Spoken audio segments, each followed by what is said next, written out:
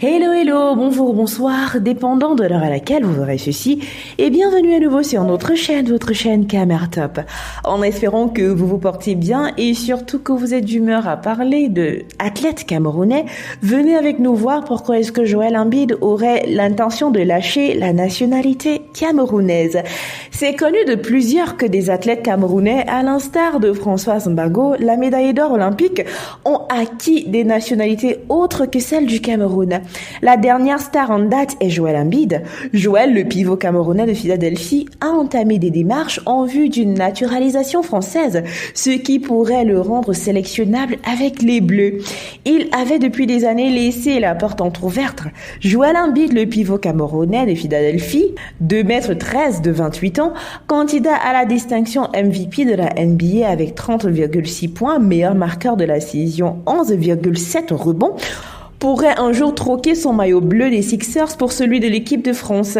Selon une information de RMC Sport que nous avons pu nous faire confirmer, le natif de Yaoundé, qui sans avoir grandi en France possède quelques attaches à Paris, a effectué une demande de naturalisation qui pourrait le rendre en termes sélectionnable avec l'équipe française de basketball.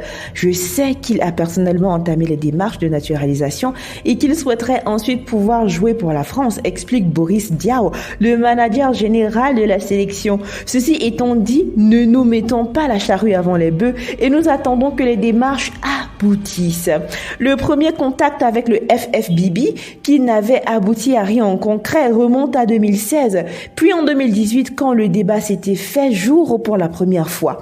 Les cadres de l'équipe de France avaient réagi, certains comme Nicolas Batum, n'étant pas contre cette intégration, ouvrant la voie à une effrayante raquette associant les Camerounais à Rudy Gobert. Opposé à l'idée, Evan Fournier avait lui dégainé sur Twitter: pour moi, jouer pour un pays avec lequel tu n'as pas d'attache, c'est dérangeant. L'équipe nationale n'est pas juste un challenge sportif. Ce n'est pas contre Joël, ça ne me dérange pas quand les autres équipes le font. C'est donc valable pour les Bleus. Ensuite, le respect pour Rudy Gobert, il est où? Et les autres qui font des sacrifices tous les étés pour l'équipe de France.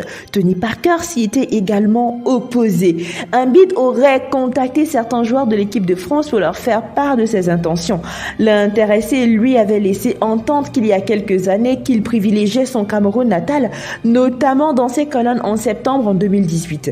Si je dois jouer des compétitions internationales, ce serait plutôt avec le Cameroun, mais il y a aussi des possibilités avec la France. Sa position a évolué. Elle pourrait signifier un bouleversement de l'équilibre vice-championne olympique à Tokyo. La place de Vincent Poirier, Real Madrid, notamment, qui avait déjà vu Embiid lui barrer la voie du côté de Philadelphie, où il a fait un bref passage, serait sans doute le joueur le plus menacé.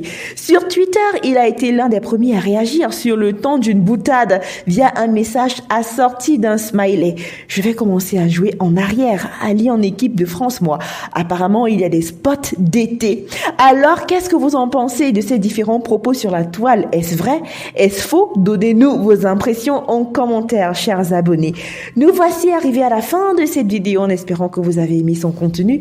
N'oubliez pas de liker, de partager et surtout de laisser vos avis en commentaire. N'oubliez pas non plus de cliquer sur la cloche de notification afin de recevoir de nouvelles notifications à chaque nouvelle vidéo postée. D'ici là, portez-vous bien et rendez-vous pour du nouveau contenu. Bye!